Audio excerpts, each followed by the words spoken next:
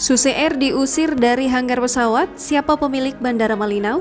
Susi Air, maskapai milik mantan Menteri Kelautan dan Perikanan Susi Pujiastuti, tengah menjadi perbincangan publik.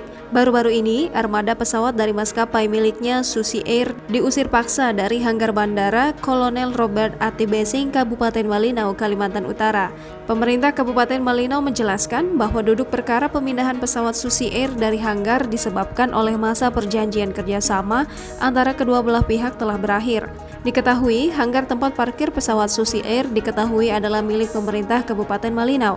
Oleh pemerintah daerah, hanggar kemudian disewakan ke maskapai penerbangan. Sementara itu, dikutip dari laman Direktorat Jenderal Perhubungan Udara Kementerian Perhubungan pada Senin 7 Februari 2022, Bandara Kolonel Robert Atibesing adalah bandara yang pengelolaannya dilakukan pemerintah pusat di bawah UPT Ditjen Hubud.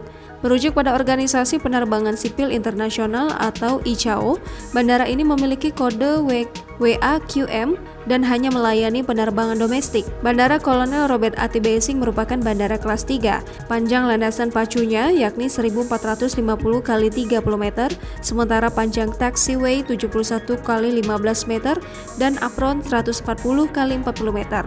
Karena ukurannya yang relatif kecil dan berada di pedalaman, bandara ini hanya melayani penumpang dan tidak menyediakan jasa kargo. Luas terminalnya pun hanya 1000 meter persegi.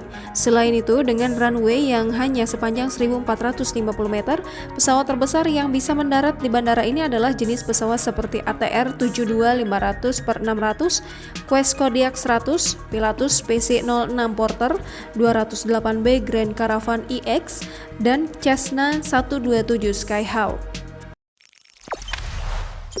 Jangan lupa subscribe, share, komen, dan like ya!